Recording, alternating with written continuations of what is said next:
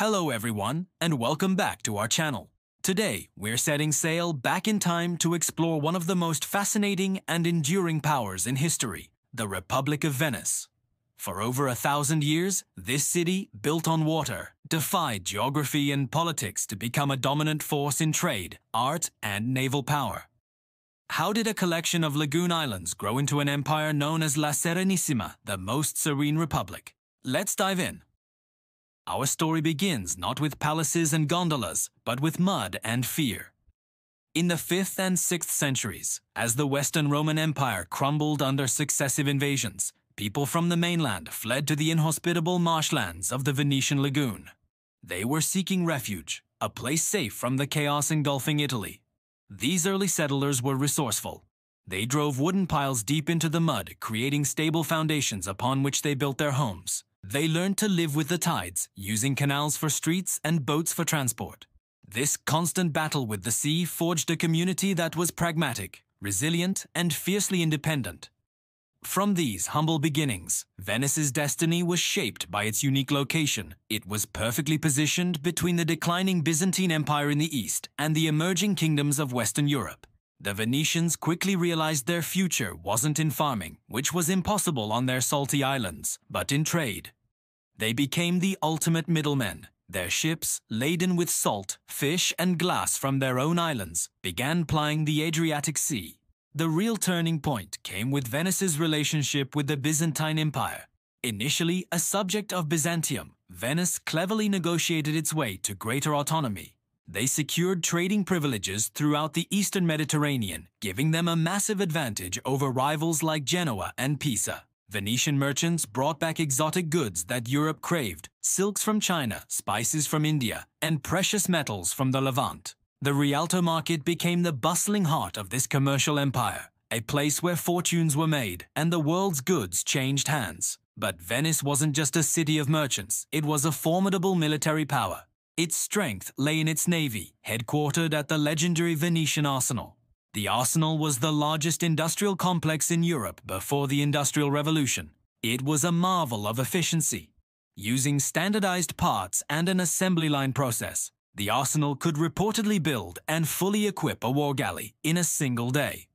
This naval supremacy allowed Venice to protect its trade routes, project power across the Mediterranean, and establish a network of colonies and trading posts known as the Stato da Mar, or the State of the Sea. These holdings stretched from the Adriatic coast all the way to Crete and Cyprus, creating a chain that secured Venetian dominance.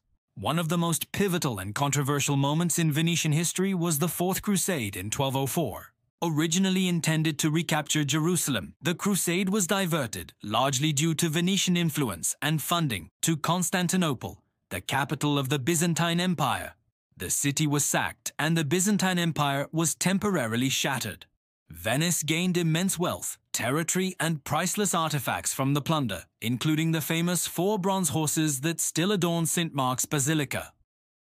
This event cemented Venice's status as a superpower, but it also earned them a reputation for ruthless opportunism. What made Venice so stable for so long? The answer lies in its unique political system. It was a republic, but not a democracy in the modern sense. Power was held by a wealthy patrician class, whose names were inscribed in the Golden Book. At the head of the state was the Doge, an elected lifelong ruler.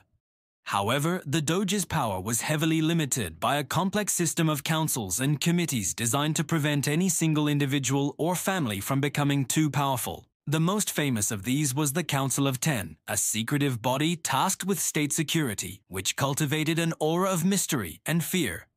This intricate system of checks and balances provided remarkable political stability for centuries, a stark contrast to the constant turmoil of other Italian city-states. The wealth generated by trade fueled an incredible cultural blossoming. The Venetian Renaissance was distinct from that of Florence or Rome. It was more worldly, opulent, and colorful. Artists like Titian, Tintoretto, and Veronese filled palaces and churches with dramatic, vibrant masterpieces. Venetian architecture, a stunning blend of Gothic and Byzantine styles, gave the city its dreamlike appearance, exemplified by the Doge's palace and the countless palazzos lining the Grand Canal. Venice also became a center for printing, music, and theater. It was a city of spectacle, famous for its extravagant festivals, most notably the Carnival of Venice, a period of masked revelry that allowed social norms to be temporarily suspended. However, no empire lasts forever. The 15th and 16th centuries marked the beginning of Venice's long, slow decline.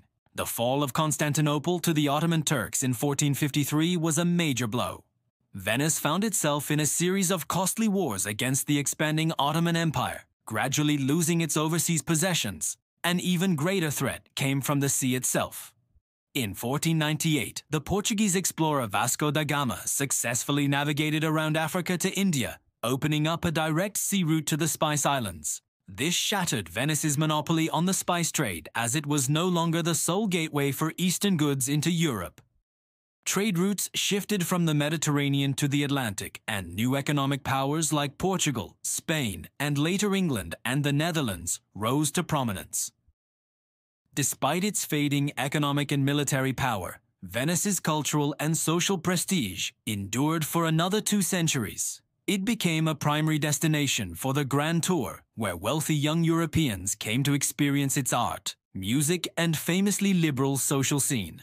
The city cultivated an image of pleasure and decadence, a beautiful relic living on past glories. The final curtain fell in 1797. Faced with an ultimatum from an unstoppable Napoleon Bonaparte, the Great Council of Venice voted to dissolve the 1,000-year-old republic. It was an anticlimactic end to such a storied history. The most serene republic surrendered without a fight, its independence extinguished by the winds of change sweeping across Europe. So, what is the legacy of the Republic of Venice? It's more than just a beautiful tourist destination. Venice showed the world how a small city could, through ingenuity, ambition, and control of the seas, become a global power. Its political system was a model of stability, its economic innovations laid the groundwork for modern capitalism, and its artistic achievements continue to inspire awe. The story of Venice is a powerful reminder that even the mightiest empires are subject to the tides of history, but that their legacy can endure in the culture, art, and spirit they leave behind. Thank you so much for joining me on this journey through Venetian history. What part of Venice's story fascinates you the most? Let me know in the comments below. Don't forget to like, subscribe, and hit that notification bell so you don't miss our next historical adventure. Thanks for watching.